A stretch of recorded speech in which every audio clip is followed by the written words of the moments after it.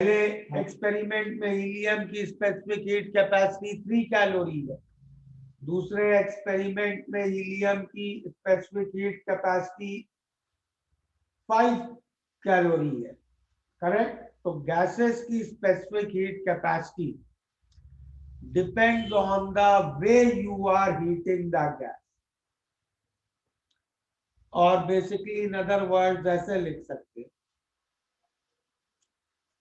For solids and liquids,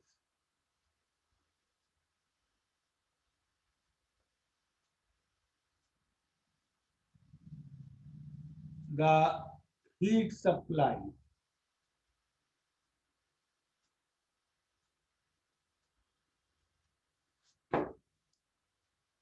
is used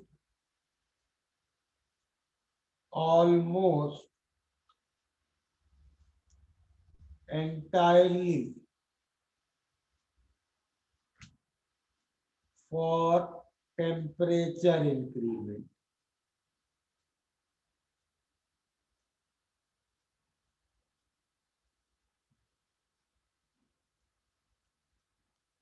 Hence, solids and liquids have a unique value of specific heat capacity.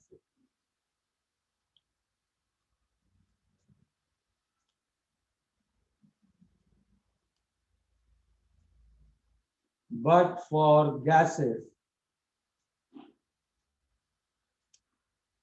heat supply is used for temperature increment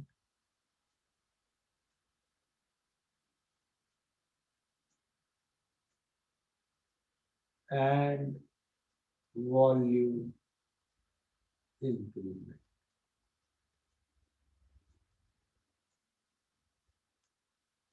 The division कितना part किधर जाएगा of heat depends on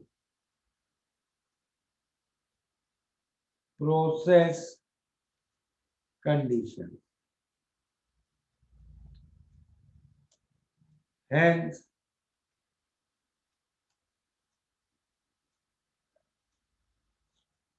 specific heat capacity for gases have a different value for different processes. Note करो इतना।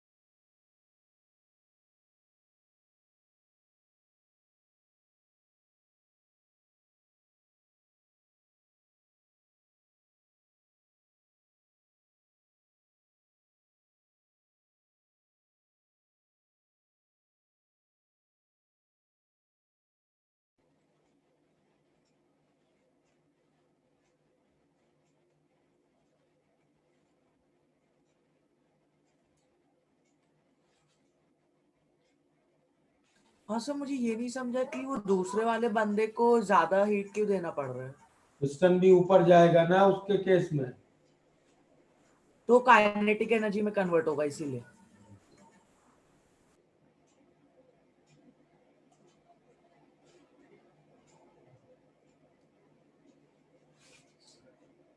हो गया note?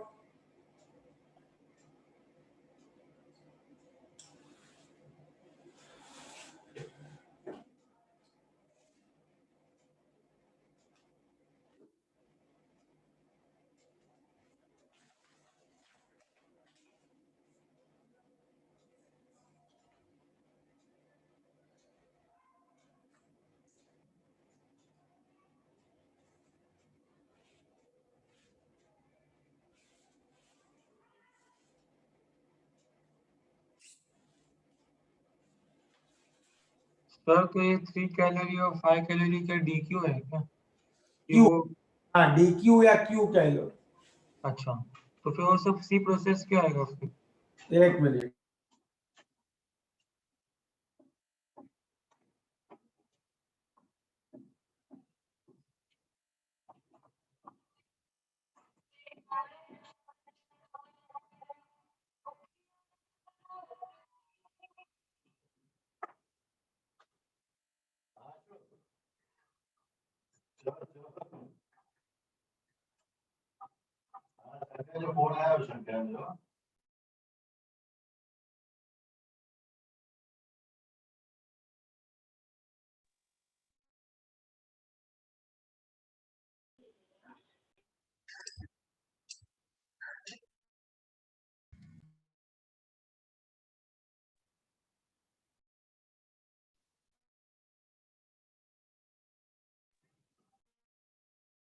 हाँ बोलो नील। हाँ सर, तो मैं ये कह रहा था कि वो C प्रोसेस क्या आएगा कि अगर 3 कैलोरी 5 कैलोरी है? यही होगा सी प्रोसेस, इसके लिए 3 है, इसके लिए 5 है। Q भी सेम होता है, C प्रोसेस भी सेम रहता है। हैं? आप वही ना, ये Q है, अभी तो आप बोले Q है। अरे और प्रोसेस सेम होगा क्योंकि एन और dt 1 1 है ना। अच्छा, okay okay sir, got it, thank you sir. हो गया, नोट कर लिया? Yes sir, yes sir. चलो, तो हीट भी देख रहा हो, अलग अलग प्रोसेसेस के लिए अलग अलग है। वो तो सीधे सी प्रोसेस ही डिपेंड करता है प्रोसेस पे। तो heat is also a path function. ठीक है,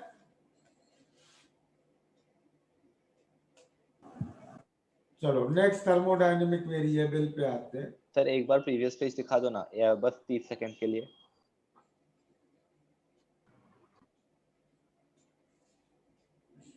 ग्रुप पे इस पर हाँ सर, हो गया। और sir heat is a path function is only for gases, right? हम लोग थर्मोडायनेमिक्स ऑफ गैसेस ही कर रहे हैं ना मोस्टली। अच्छा हाँ, सॉरी सर। नेक्स्ट आ जाते हैं इंटरनल एनर्जी। इसको हम लोग U या कुछ बुक्स में E, ये दो सिंबल्स यूज होते हैं इंटरनल एनर्जी के लिए।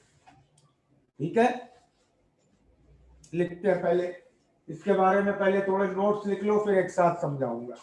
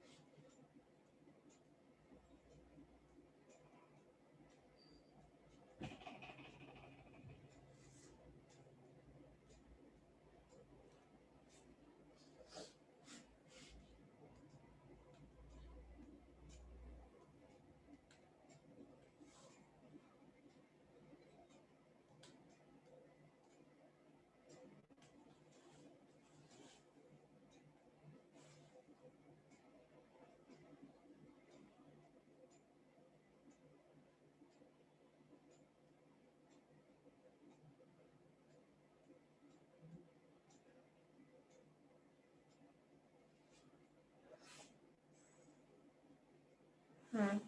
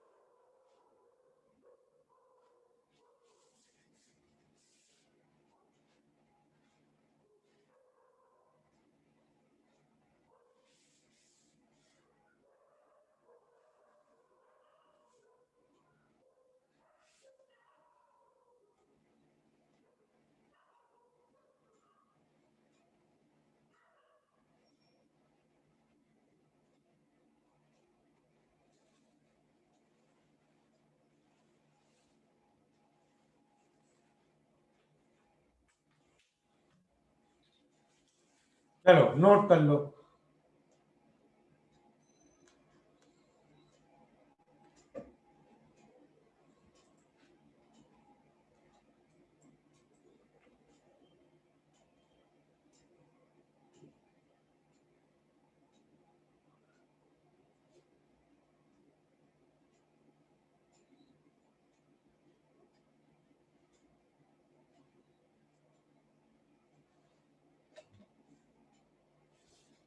Noted, sir.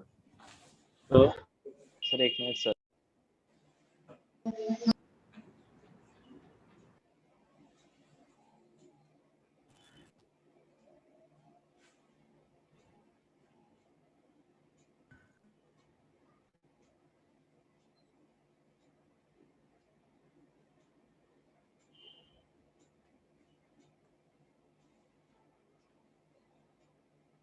सर आईएम क्या होता है? इंटरमॉलिक्यूलर। अच्छा अच्छा ठीक है। सर इलेक्ट्रॉनिक एनर्जी का मतलब क्या है यहाँ पे? समझाऊंगा सब बाद में, पहले पूरा एक पैसेज नोट करेंगे अभी। अच्छा ठीक है, theory then I will explain everything. ठीक है sir.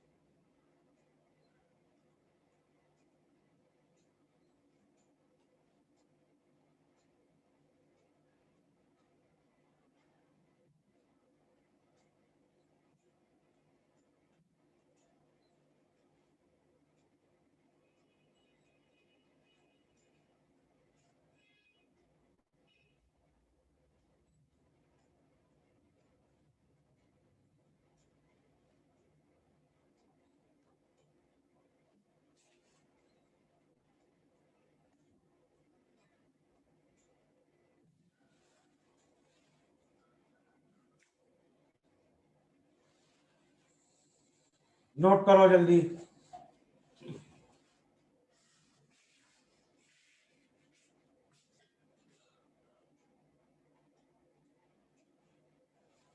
Sir internal energy extensive variable हो जाएगा ना?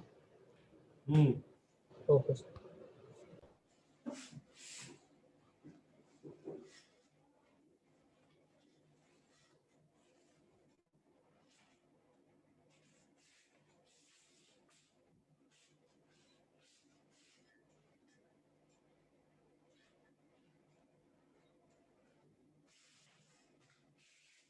एक सेकंड के लिए प्रीवियस पेज दिखा दीजिए ना। 1 मिनट।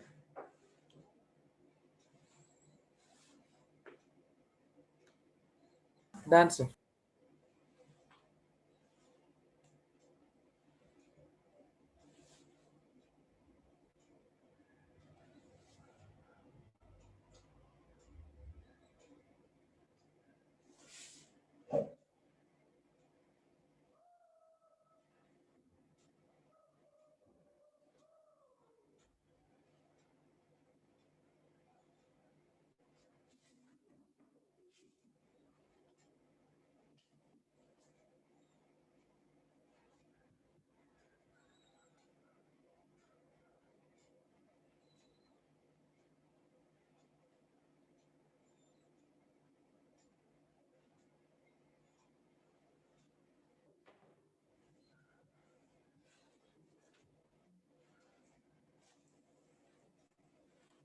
हो गया, नोट कर लिया? Yes sir, noted. Yes, sir. Noted. Yes, sir. Yes, sir, done. Yes sir. अब यहां से समझते हैं। तो इंटरनल एनर्जी क्या है? मॉलिक्यूल्स की जो सारी एनर्जी है उन सबका टोटल है इंटरनल एनर्जी। तो अब मॉलिक्यूल में किस टाइप की काइनेटिक एनर्जीज हो सकती है? मॉलिक्यूल ट्रांसलेट कर सकता है, तो ट्रांसलेशन से काइनेटिक एनर्जी आ सकती है। रोटेट कर सकता है, रोटेशनल काइनेटिक एनर्जी हो सकती है। वाइब्रेट कर सकता है, वाइब्रेशनल काइनेटिक एनर्जी। ठीक है। और सारी काइनेटिक एनर्जीज डिपेंड किस पे करती है? केवल टेम्परेचर पे। ठीक है। फिर पोटेंशियल एनर्जीज क्या क्या हो सकती है? भाई दो मॉलिक्यूल्स के बीच इंटरमॉलिक्यूलर फोर्सेस होंगे, उन इंटरमॉलिक्यूलर फोर्सेस की वजह से एक पोटेंशियल एनर्जी हो सकती है। फिर मॉलिक्यूल के अंदर एटम्स के बीच बॉन्ड होंगे, उन बॉन्ड्स की पोटेंशियल एनर्जी होगी। फिर एटम के अंदर इलेक्ट्रॉन और न्यूक्लियस होता है, इलेक्ट्रॉन की न्यूक्लियस के साथ फोर्स से इलेक्ट्रॉन्स की पोटेंशियल एनर्जी होती है। तो ये सब पोटेंशियल एनर्जी की टर्म्स हो सकती है। तो इन सबके टोटल को हम इंटरनल एनर्जी कहते हैं। इसमें इस पेज में अभी किसी को कोई डाउट? आप इलेक्ट्रॉनिक बता सकते हो? बोर्स मॉडल में किया नहीं था यार इलेक्ट्रॉन की पोटेंशियल एनर्जी।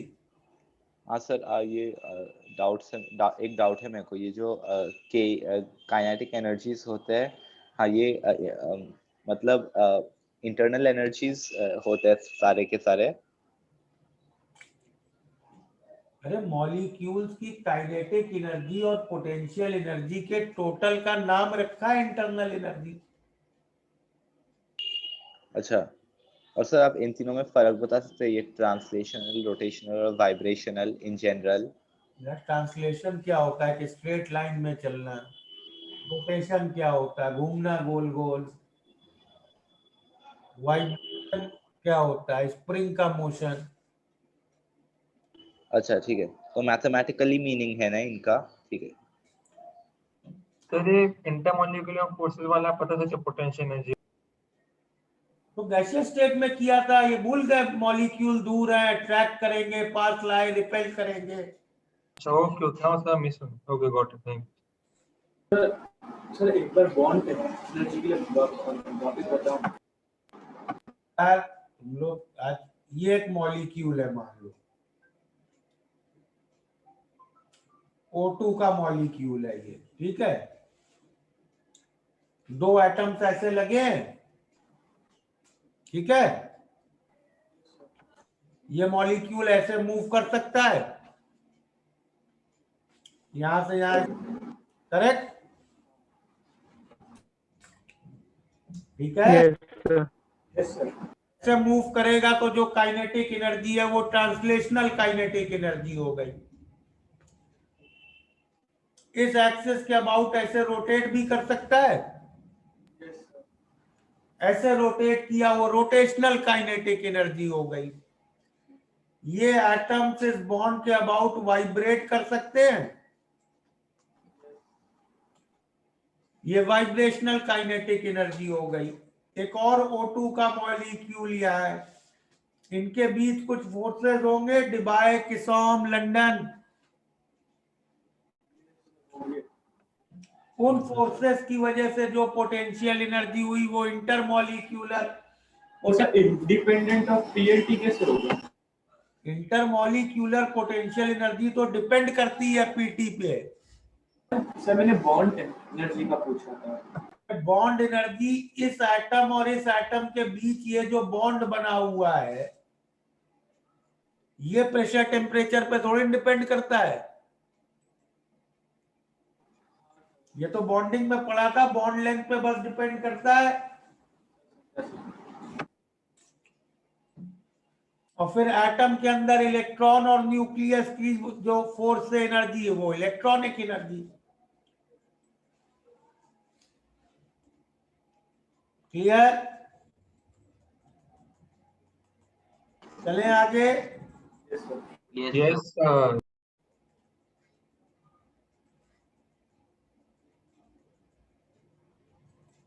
सर एक जनरल डाउट था एक और, इलेक्ट्रॉनिक एनर्जी क्या होता है, मैं भूल गया। इलेक्ट्रॉन की पोटेंशियल एनर्जी। अच्छा अच्छा अच्छा, समझ गया, याद आ गया।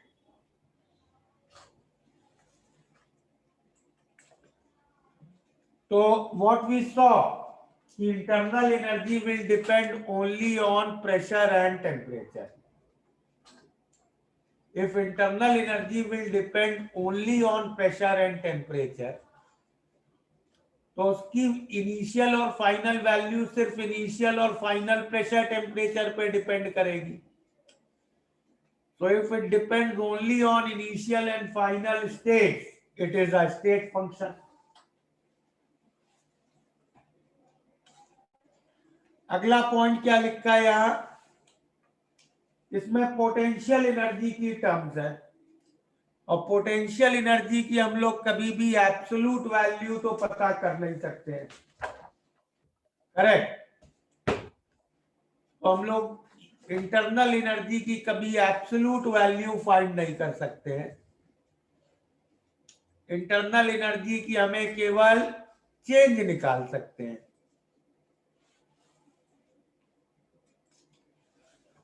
और थर्ड पॉइंट क्या लिखा, आइडियल गैसेस में इंटरमॉलिक्यूलर फोर्सेस को हमने जीरो मान रखा था, करेक्ट। तो potential energy due to intermolecular forces zero हो जाएगी, तो प्रेशर से डिपेंडेंस खत्म हो जाएगी। तो आइडियल गैसेस की इंटरनल एनर्जी सिर्फ टेम्परेचर पे डिपेंड करेगी, ठीक है। Are these points clear? Yes, sir. भाई अगर इंटरमॉलिक्यूलर पोटेंशियल एनर्जी जीरो हो गई तो प्रेशर का डिपेंडेंस खत्म हो गया ना, सिर्फ टेम्परेचर पे डिपेंडेंस बचेगा।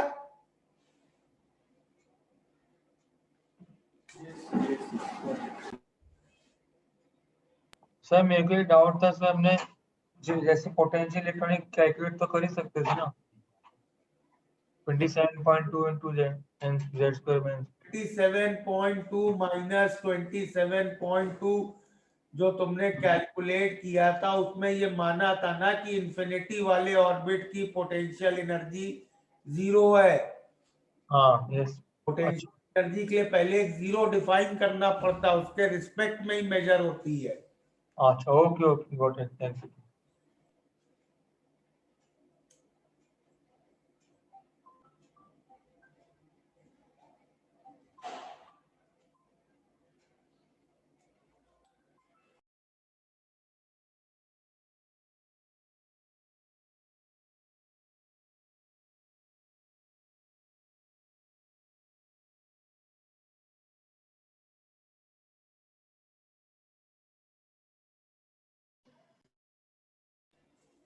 हो गया, नोट कर लिया? Yes sir. चलिए, तो अब लिख लेते हैं first law of thermodynamics.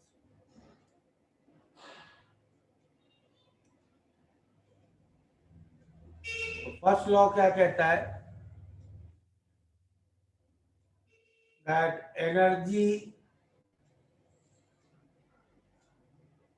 Can neither be created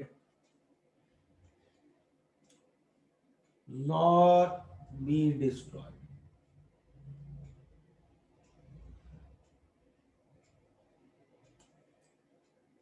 It just changes from one form to another.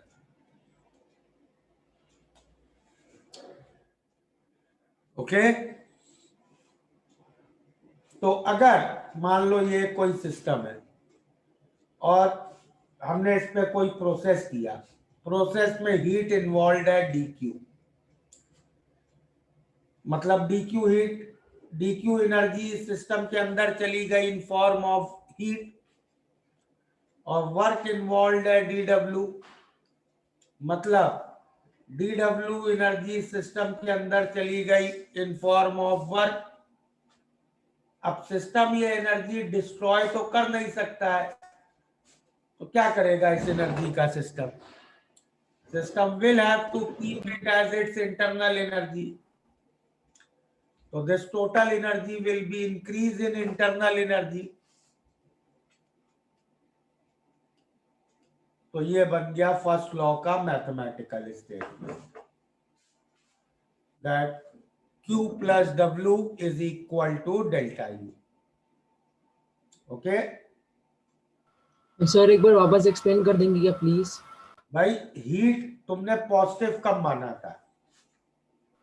When it goes from surrounding to system. तो एक प्रोसेस में अगर मैं हीट कह रहा हूं dq है, मतलब इतनी एनर्जी सिस्टम के अंदर चली गई इन फॉर्म ऑफ हीट।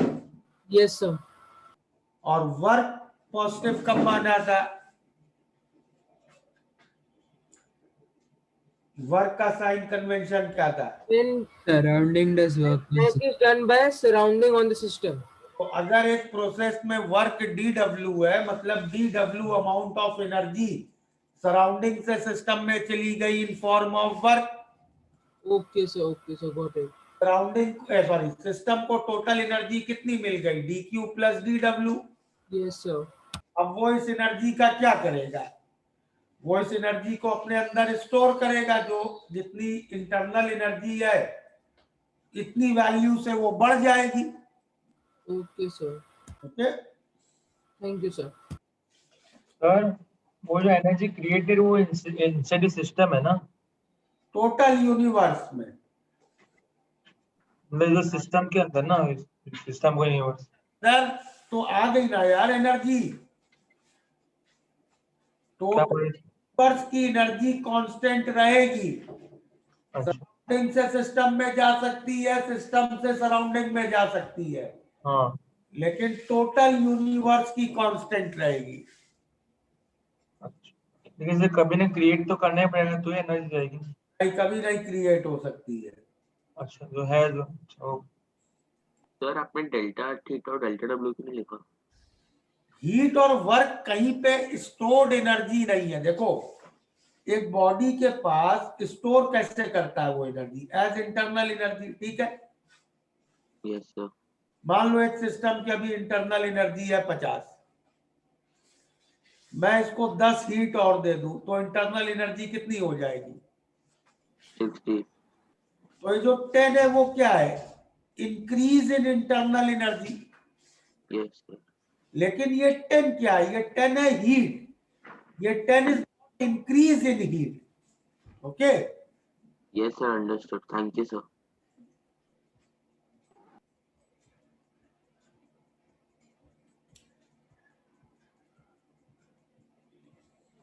ये Q plus W is equal to delta U का फिजिकल सिग्निफिकेंस नहीं समझ आ रहा। dQ plus dW is equal to du समझ गए सर। अरे यार उसी को इंटीग्रेट करके लिखा हुआ है। तो मतलब एक लंबे पीरियड ऑफ टाइम का जो Q और W है। नहीं, लंबे पीरियड के क्या, पूरे प्रोसेस का। Okay sir, okay, got it.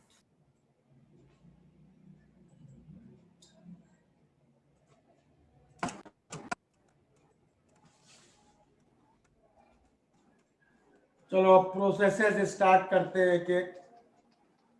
तो first I start with isochoric process.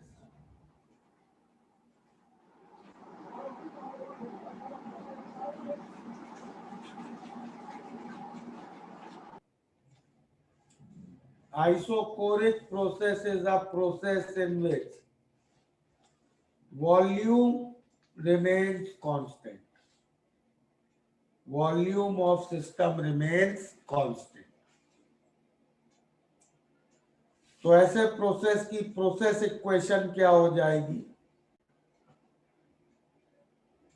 Pi by Ti is equal to Pf by Tf. या P by T is constant. सही है? Yes sir.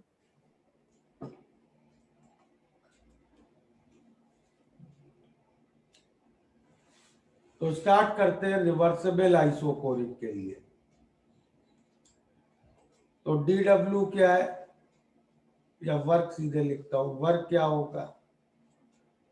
Minus integral PdV, और dV volume तो change हो ही नहीं रहा है तो dV यस सर। तो वर्क क्या? 0। तो रिवर्सिबल आइसोकोरिक प्रोसेसेस में वर्क 0 होता है। ठीक है?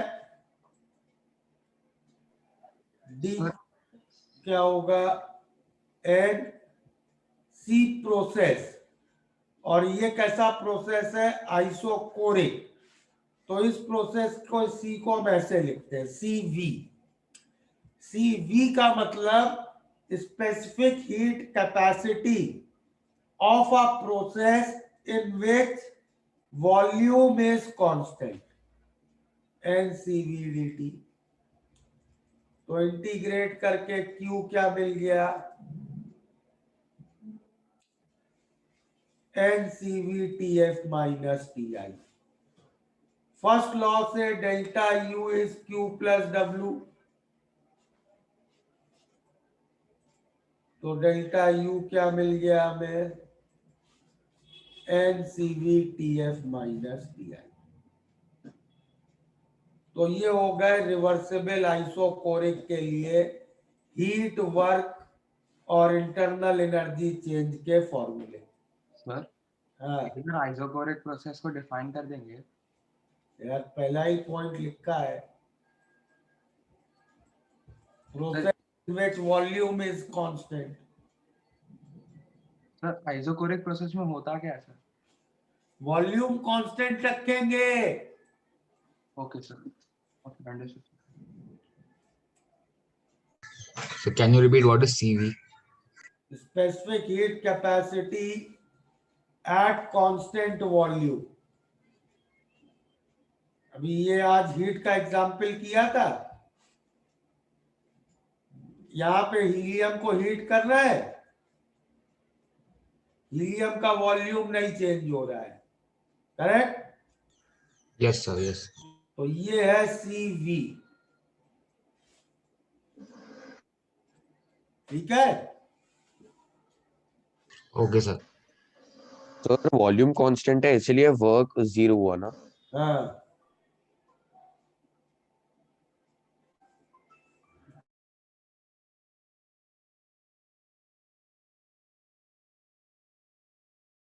वो उस पेज पे आप हाँ ओके सर। क्या नहीं सर, इस पेज पे आने को बोल रहा था। मोल्स भी कांस्टेंट रखे हैं ना?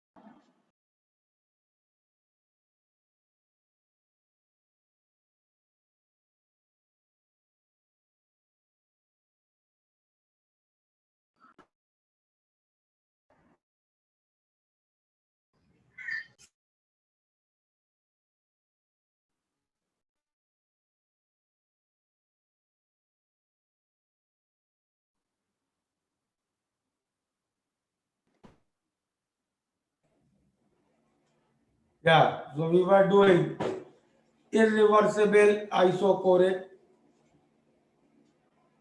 तो irreversible isochoric में क्या होगा?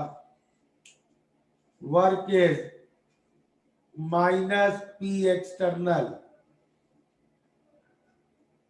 Into V F minus V I.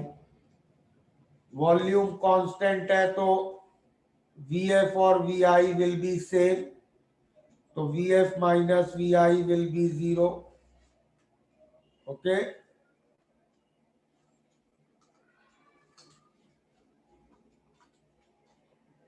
Delta U will be NCV minus TI because it is a state function, so it will not depend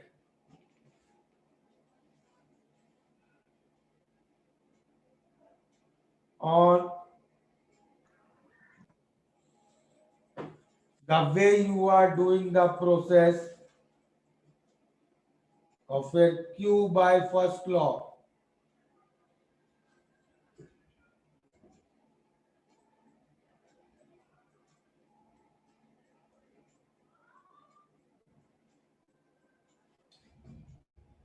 तो ये हो गए irreversible isochoric के values, and you can see as far as heat work and internal energy are concerned, there is no difference between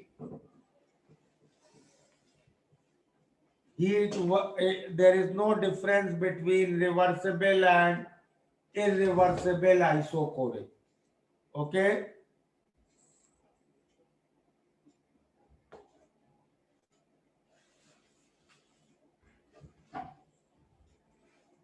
आपने delta U की पहली के value कैसे निकाली? डेल्टा यू तो स्टेट फंक्शन है. State function does not depend on how you do the process. So state function will not depend on whether you do the process reversibly or irreversibly. तो जो reversible isochoric के लिए delta U था, वही irreversible isochoric के लिए भी delta U होगा. Okay sir.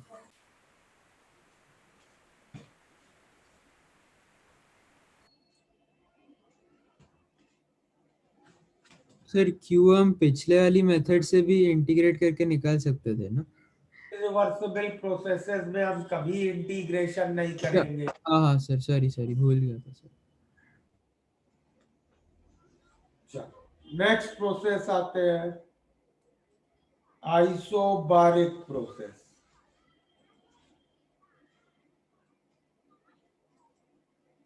Isobaric process, pressure is constant. तो प्रोसेस इक्वेशन क्या हो जाएगी?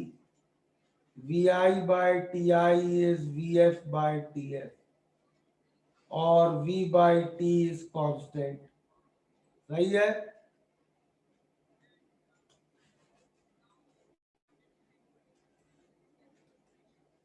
क्लियर यहाँ तक?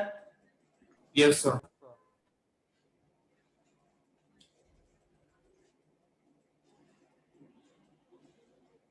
सर लास्ट पे दिखा दोगे एक सेकंड?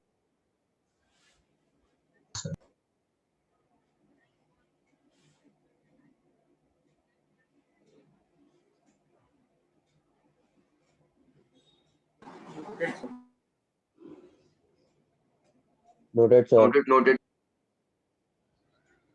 तो रिवर्सिबल आइसोबारिक के लिए अगर स्टार्ट करें तो work is minus integral PDV. Pressure constant है तो इंटीग्रल के बाहर आ जाएगा। तो this will be minus P into VF minus VI, which I can also write as minus NR into TF minus TI। तो ये हो गया वर्क का एक्सप्रेशन। Q क्या हो जाएगा? अब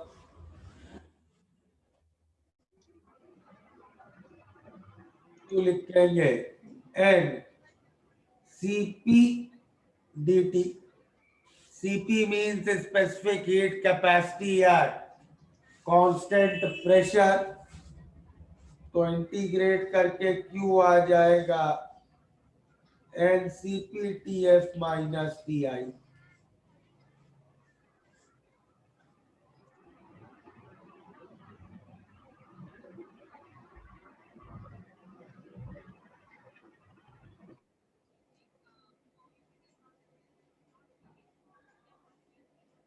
और डेल्टा U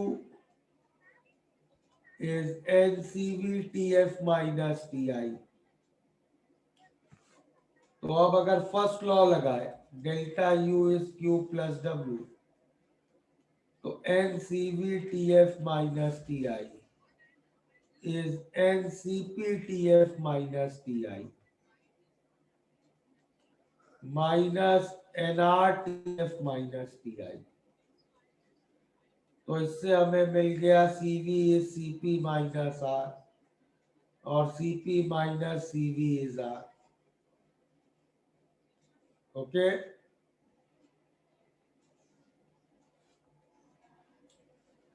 नोट करो।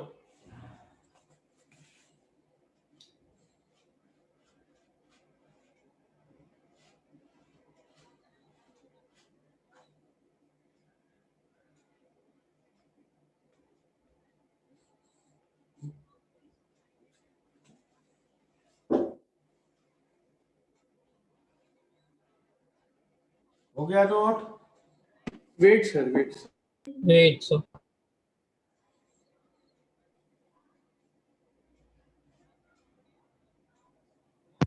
सर 1 मिनट लास्ट पेज दिखा सकते हो आप?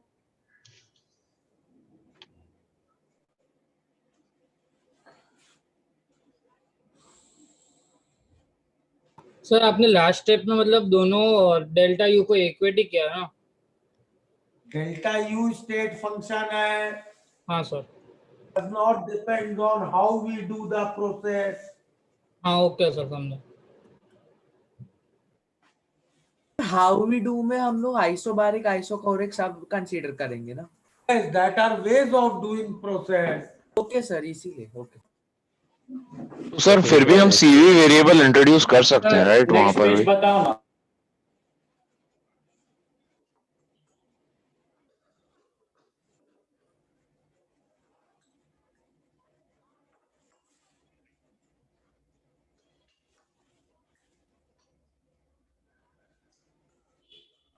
सर तो इसका मतलब सीवी जो वेरिएबल है वो मतलब जो होगा वो सिर्फ आइसोकोरिक प्रोसेसेस के लिए नहीं होगा।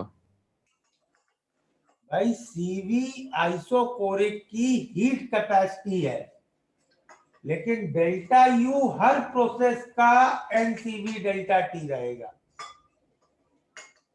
ओके सर तो मतलब डेल्टा यू को निकालने के लिए हमने सीवी की मदद ली है, ऐसा बोल सकते हैं? नहीं, जब हम हीट दे रहे हैं और कोई वर्क नहीं हो रहा है तो सारी हीट इंटरनल एनर्जी बढ़ाने में जाएगी, तो उसी टेम्परेचर चेंज के लिए इंटरनल एनर्जी बढ़ाने में उतनी हीट जानी है, चाहे मैं वर्क में जितनी भी एक्स्ट्रा एनर्जी दे दूं। Okay sir. ये हो गया नोट। सर मुझे डेल्टा यू नहीं समझ में आया, 1 कैसा मिनट आया? 1 मिनट सर। स्टेट फंक्शन है ना डेल्टा यू, तो अच्छा हाँ सॉरी सर, तो वो सेम ही हो। it will not depend whether you do the process isochorically or isobarically.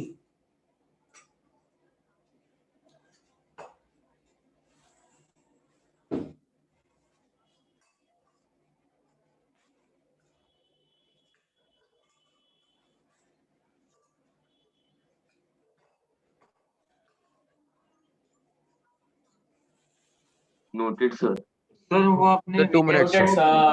TF को टीएफ के क्योंकि वो वी बाई टी कॉन्स्टेंट है, बराबर ना सर? क्या? वो वीएफ को आपने टीएफ लिखा क्योंकि वो वी बाई टी कॉन्स्टेंट पुल कहते हैं, इसलिए बराबर ना? अरे यार P into V is nRT। अभी हम सब क्लोज सिस्टम कंसीडर कर रहे हैं ना, क्योंकि n कांस्टेंट है हर उसमें। हाँ ओके सर। Noted sir. आपने जो दूसरा एग्जांपल दिया था वो सीपी का था ना? आइसोबारिक की हीट कैपेसिटी सीपी होगी। हाँ, तो आपने वो पहले इनिशियली आपने दो दो एग्जांपल दिए थे हीलियम वाले। हाँ वो सीपी था 5 कैलोरी। हाँ सर वही। Noted sir. हो गया।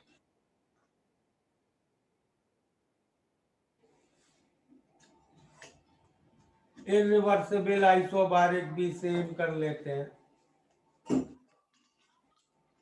Work will be minus P external into V F minus V I, और प्रेशर कांस्टेंट रखना है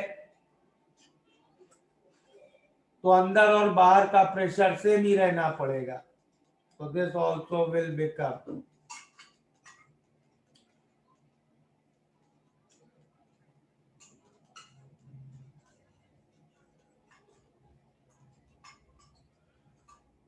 और डेल्टा यू, तो इसका भी हर प्रोसेस का डेल्टा यू, तो अब हमें कुछ दिमाग लगाना ही नहीं है, हर प्रोसेस का यही होगा, तो फर्स्ट लॉ से क्यू भी सेम आ जाएगा। तो यू कैन सी आइसोकोरिक और आइसोबारिक प्रोसेसेस में रिवर्सिबल और इरिवर्सिबल प्रोसेसेस में कोई डिफरेंस नहीं होता है। ओके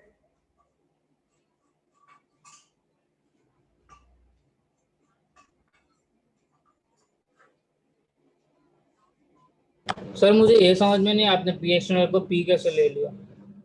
भाई, तुम्हें एक कंटेनर में गैस का प्रेशर कांस्टेंट रखना है, ठीक है? हाँ। गैस का प्रेशर कांस्टेंट रखना है और इरिवर्सिबल प्रोसेस है तो एक्सटर्नल प्रेशर भी कांस्टेंट रखना है। Yes sir. और अब तुम्हें ये पिस्टन मूव कराना है क्योंकि वॉल्यूम तो चेंज करना है। Yes sir. तो तभी हो सकता है जब ये दोनों आपस में बराबर हो। हाँ ओके समझा। सर तो हम जब भी पी की बात कर रहे थे तो हम पी एक्सटर्नल और पी को रिवर्सिबली यूज कर सकते हैं, राइट?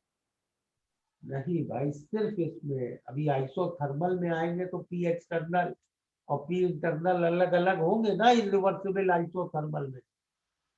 तो सर इन केसेस में पी और पी एक्सटर्नल सेम है, राइट? सिर्फ irreversible isobaric. Okay sir. Sir इसमें आपने पी एक्सटर्नल और पी को इक्वल कैसे लिया, आप वापस समझा सकते हो? आइसोबारिक प्रोसेस बताओ मुझे क्या है, आइसोबारिक का मतलब क्या है? प्रेशर कांस्टेंट, किसका प्रेशर? जो इंटरनल प्रेशर सिस्टम का। इंटरनल प्रेशर कांस्टेंट, ठीक है। Yes sir. और इरिवर्सिबल प्रोसेस है, हाँ तो सर। इरिवर्सिबल प्रोसेसेस का एक्सटर्नल प्रेशर तो हमेशा कांस्टेंट होता ही है। हाँ सर। अब इंटरनल और एक्सटर्नल प्रेशर दोनों कांस्टेंट रखते हैं, ठीक है। हाँ। और वॉल्यूम और टेम्परेचर को चेंज कराना है। हाँ सर। तो अब ये कैसा सिस्टम होगा? एक ऐसा मूवेबल पिस्टन वाला सिस्टम होगा ये, हाँ सर। कि हम इसका टेम्परेचर बढ़ाए और पिस्टन ऊपर जाए और वॉल्यूम बढ़े, हाँ। यही होगा। हाँ। अब अंदर का प्रेशर और बाहर का प्रेशर अलग अलग अलग हो गया, तो ये जब पिस्टन ऊपर जाएगा तो अंदर का प्रेशर चेंज हो जाएगा ना। हाँ सर बराबर, हाँ right sir, okay sir.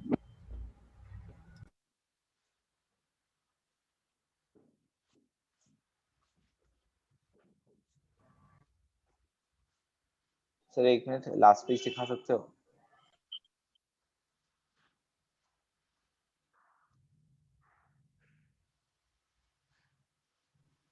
Sir अगर पी एक्सटर्नल और पी इंटरनल सेम होगा तो पिस्टन ऊपर नीचे कैसे करेगा?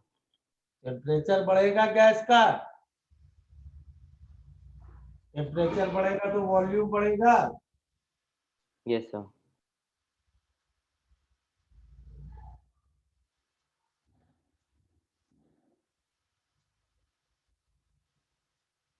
हाँ सर, हो गया, थैंक यू।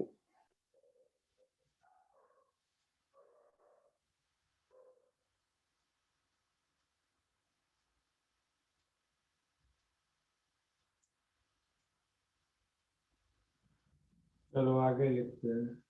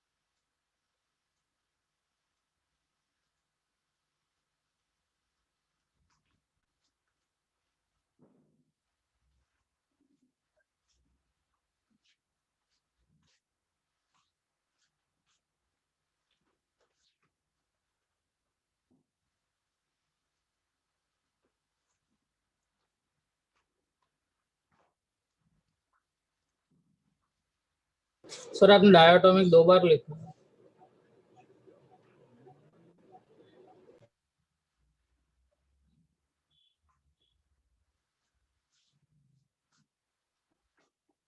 चलो नोट।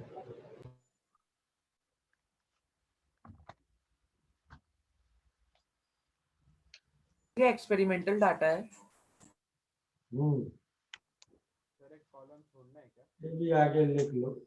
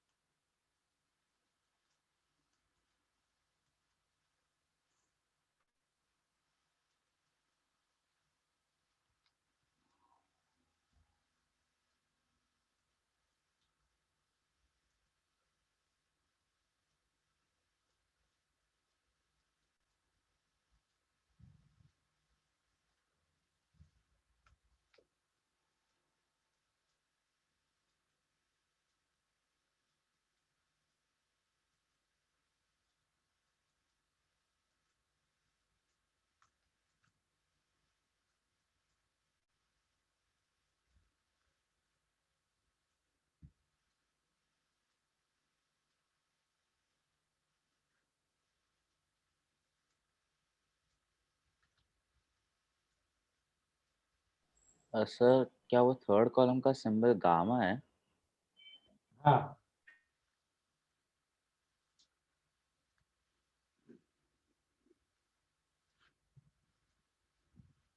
सर ये लास्ट 4 कॉलम्स क्या है? Translational, rotational, vibrational and total degrees of freedom. So last वाला क्या है? देखो क्या है, केटीजी में इफ यू रिमेम्बर हम लोगों ने क्या डिराइव किया था गैसियस स्टेट में। केटीजी में हमने डिराइव किया था कि काइनेटिक एनर्जी पर मोल कितनी थी, 3/2 RT। ये डिराइव किया था, याद है? Yes sir. Yes sir. Yes sir. तो अब वहां से अगर मैं आगे चलूं तो पोटेंशियल एनर्जी क्या होगी? पोटेंशियल एनर्जी होगी काइनेटिक, सॉरी इंटरनल एनर्जी होगी kinetic plus potential. Yes sir. This will become 3/2 RT plus potential. सही है? Yes sir. तो du क्या होगा? 3/2 RDT। करेक्ट? Yes sir. क्योंकि पोटेंशियल एनर्जी तो टेम्परेचर के साथ चेंज होगी नहीं आइडियल गैस की। और ये हम लोगों ने अभी इसका फॉर्मूला क्या निकाला, CVDT। तो CV क्या आ गया यहाँ से, 3/2 R। सही है? Yes sir. अब केटीजी में हमने देखो पॉस्टुलेट्स ऑफ केटीजी में सबसे पहला पॉस्टुलेट क्या लिखा था कि all molecules are assumed to be spherical. Yes. इसका मतलब हम लोग केटीजी में हर मॉलिक्यूल को मोनो एटॉमिक मान रहे थे। ठीक है? अब ये मॉलिक्यूल कैसे मूव कर सकता है? ये एक्स एक्सिस में ट्रांसलेट कर सकता है, ठीक है? ये वाई एक्सिस में ट्रांसलेट कर सकता है और ये जेड एक्सिस में ट्रांसलेट कर सकता है। तो एक मोनो एटॉमिक मॉलिक्यूल की 3 डिग्रीज ऑफ फ्रीडम है, ये 3 वे में ट्रांसलेट कर सकता है। तो वी से these are 3 translational degrees of freedom. Okay, these are 3 translational degrees of freedom. इतना क्लियर है सबको? Yes sir. ओके, अब एक लॉ है, law of equipartition of energy. वो लॉ ये कहता है कि भाई जो भी टोटल एनर्जी है that will be equally divided in all degrees of freedom। और जो हम लोगों ने एक दूसरे वे में देखो पोस्टुलेट्स में ही आखिरी स्टेटमेंट ये लिखा था ना, ये याद है? Yes sir. इसका मतलब क्या है कि एक्स एक्सिस के ट्रांसलेशन की जितनी काइनेटिक एनर्जी होगी उतनी वाई एक्सिस में होगी, उतनी जेड एक्सिस में होगी। करेक्ट? Yes sir. तो इसकी अगर टोटल काइनेटिक एनर्जी 3/2 RT है तो हर डायरेक्शन में कितनी होगी? R/2। Correct? Half RT energy पर डिग्री ऑफ फ्रीडम। सही है? Yes sir.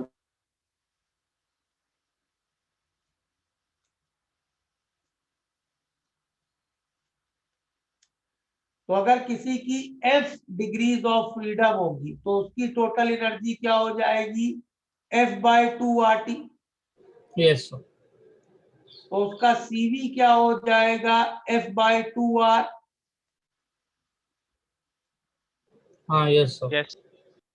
तो मोनो एटॉमिक की 3 translational degree of freedom, 0 rotational, 0 vibrational. तो टोटल डिग्रीज ऑफ फ्रीडम हो गई 3। आप एक बार डिग्री ऑफ फ्रीडम समझा सकते हो क्या होता है एग्जैक्टली? जितने वे में वो मूव कर सकता है, जितने वे में वो मूव करने के लिए फ्री है। सर तो रोटेशनल में 4 कैसे आया डायटोमिक का? 2 di sorry. Di atomic molecule लिया, केटीजी से थोड़ा आगे निकले, डाई एटॉमिक मॉलिक्यूल ऐसा होगा, हाँ यस सर। ये एक्स एक्सिस में ट्रांसलेट कर सकता है, हाँ सर। वाई एक्सिस में ट्रांसलेट कर सकता है, जेड Yes. एक्सिस में ट्रांसलेट कर सकता है। तो 3 translational degrees of freedom. Yes sir. फिर इस एक्सिस के अबाउट रोटेट कर सकता है, यस सर। और एक इस एक्सिस के अबाउट ऐसे रोटेट कर सकता है। हाँ भाई यस सर। के अबाउट रोटेट कर सकता है, जेड एक्सिस के अबाउट रोटेट कर सकता है, हाँ सर। एक्स एक्सिस के अबाउट रोटेशन का कोई मतलब नहीं है, क्योंकि वो तो स्पिनिंग हो जाएगी, मास अपनी जगह छोड़ेगा ही नहीं। हाँ सर। तो this is not a rotation. तो रोटेशनल डिग्री ऑफ फ्रीडम कितनी आई? डाई एटॉमिक की 2। और वाइब्रेशनल भी वाई एक्सिस और जेड एक्सिस के अलोंग। वाइब्रेशन क्या होता है? Vibrational degrees of freedom, vibrational degrees of freedom are excited at high temperatures only। मतलब 1000 केल्विन से ज्यादा कहीं गए तब वाइब्रेशनल डिग्रीज आएगी। ओके, अब वाइब्रेशनल डिग्री ऑफ फ्रीडम को समझने का एक तरीका ऐसा है, या तो ऐसे समझ लो कि भाई एक इस मॉलिक्यूल का, इस एटम का वाइब्रेशन हो सकता है, और एक इस एटम का वाइब्रेशन होगा। Okay okay sir. सर और पॉलीएटॉमिक का ये रोटेशनल का 3 होगा, क्योंकि मास इक्वली एक्स एक्सिस के अराउंड ही नहीं है सिर्फ। हाँ, पॉलीएटॉमिक मान लो ऐसा है मॉलिक्यूल वी शेप का, वाटर मॉलिक्यूल, स्टीम का मॉलिक्यूल वी शेप का होगा ना। हाँ सर। तो ये एक्स वाई जेड तीनों के अबाउट रोटेट कर सकता है। हाँ सर, समझा। इसका रोटेशनल 3 क्यों? इसका रोटेशनल 3 क्यों नहीं है? मोनोएटॉमिक का। मोनोएटॉमिक रोटेट ही कहाँ करेगा यार? अच्छा सर, वो एटॉमिक का 3। Okay sir, got it. Polyatomic तीनों एक्सिस के अबाउट रोटेट कर सकता है ना, एक्स वाई जेड।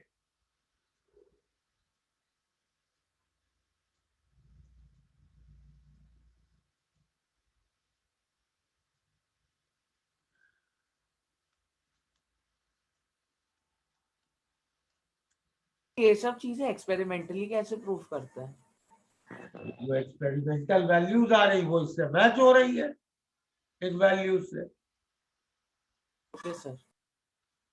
सर हम लोग मोनोएटॉमिक और पॉलीएटॉमिक के लिए हाई टेम्परेचर वाला केस क्यों नहीं लेते?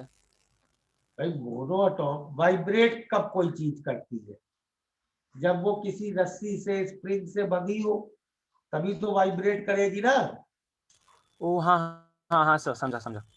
मैं तो यार एक अकेला पड़ा, वो किसी से बंधा ही नहीं, वो कैसे वाइब्रेट करेगा? Okay, yes sir, thank you. Sir diatomic के सीपीसीवी का डेरिवेशन कैसे करेंगे? या तो यार 3 ट्रांसलेशन 2 रोटेशन। ओके सर, समझ गया। मतलब हमको डिग्री ऑफ फ्रीडम को कंपेयर करके करना है, राइट? ये लॉ ले आए केटीजी से, ये डिराइव कर लिया ना केटीजी से कि CV is degrees of freedom bye 2r। Okay okay sir, समझ गया। तो गामा का फिजिकल सिग्निफिकेंस क्या होता है?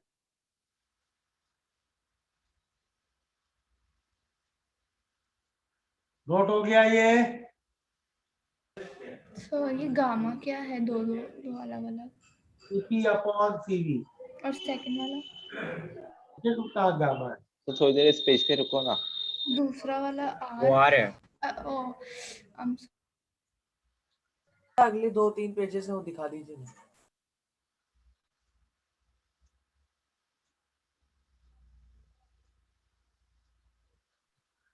सर ये F/2RT पार्ट नहीं समझा, वो कहाँ से मिला आपको? Half RT her degree of freedom की एनर्जी है। Yes sir, okay got it. 3/2 तब एनर्जी है जब 3 फ्रीडम है। Yes sir. तो हर डिग्री की है हाफ आरटी। तो अगर F डिग्री होती तो F/2 RT। Yes sir. और सर सिमिलरली आपने CV कैसे FR/2 लिखा, आप एक बार रिपीट कर सकते हैं ब्रीफली? अगर 3/2 RT थी तो CV 3/2 R है, ये डिराइव किया ना। अच्छा सर, तो आपने डेरिवेशन से देखकर क्या ओके सर। तो फिर आपको CP कैसे आया? CP यहाँ से आया, ये देखो एक रिलेशन ये लिखा था। ओके ओके सर, सर समझा sir. Sir polyatomic high temperature पे वाइब्रेशन फ्रीडम नहीं रहेगा?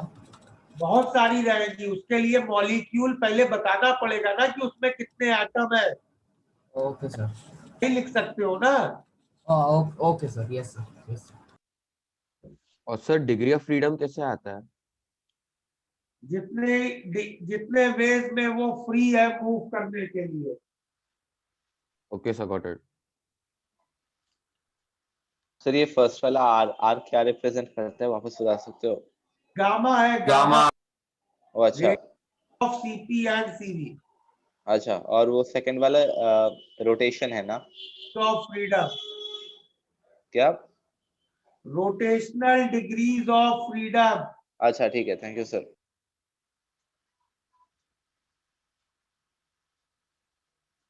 सर आपने यहाँ एनर्जी पर डिग्री ऑफ फ्रीडम लिखा है, ये काइनेटिक एनर्जी को ही डिनोट कर रहा है ना?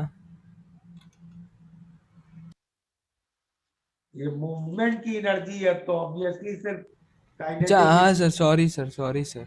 ऑलराइट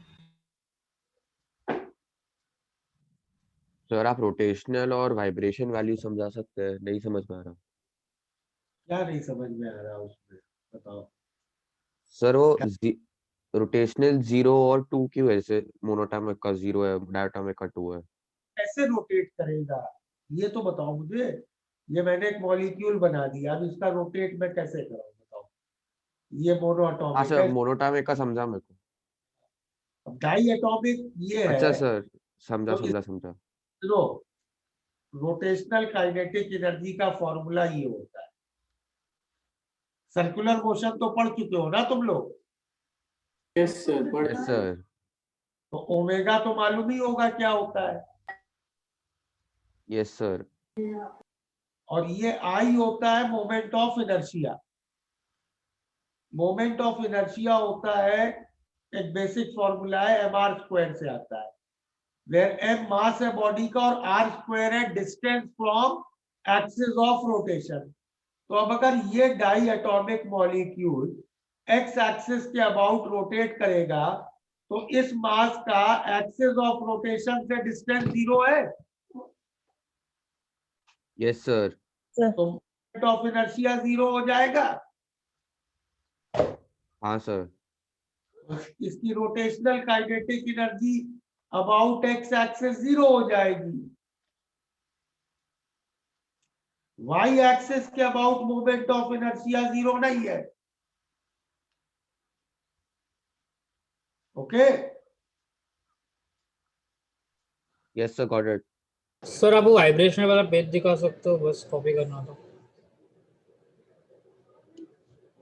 सर आप इसका वाइब्रेशन एक actual बार name और क्या समझा होता है, सकते वापस हैं? बता सकते हो? भाई अगर बॉन्ड बना है एटम्स के बीच तो that bond can act spring. Elongate हो सकता है, कंप्रेस हो सकता है। ओके तो वो 2 डिग्री कैसे हुआ? 1 ही हुआ ना? अरे एक ये एटम वाइब्रेट कर सकता है, एक ये एटम वाइब्रेट कर सकता है। सर तो अगर दोनों बॉन्डेड हैं तो एक करेगा तो दूसरा भी करेगा ही ना रेजोनेंस से। रेजोनेंस? इसमें कहाँ रेजोनेंस आएगी? सर क्योंकि वो बॉन्डेड है ना। अरे बॉन्डेड है, ये इधर चले उससे जरूरी थोड़ी ना है, ये इधर भी चल सकता है, उस समय इधर भी चल सकता है, क्यों नहीं हो सकता है ये? Okay sir.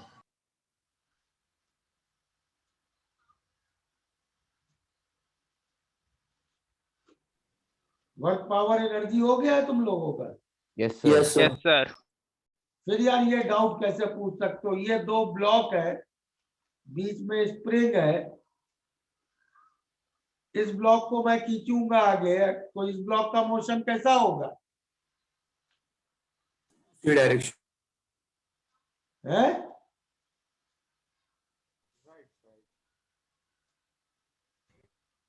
भाई काफी केसेस हो सकते हैं ना, कौन हाँ सा sir, heavier or Yes, sir, force yes, पे भी sir. डिपेंड करेगा। हाँ सर। तो वही है, दो एटम्स बॉन्ड में लगे। हाँ सर समझ गया।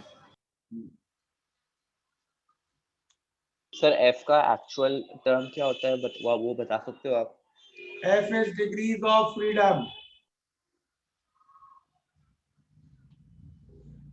चलो मिल सर क्या vibrational degree of freedom number of atoms vibrating है क्या? नहीं, डायटोमिक एक छोटा इसके लिए इसका मतलब ये नहीं है कि that is number of atoms vibrating. अब इस तरह का मॉलिक्यूल हो गया वी शेप का, तो ये इस ये लो कई वेक्टर कॉम्बिनेशन बनेंगे ना। Okay Sir, is lecture over?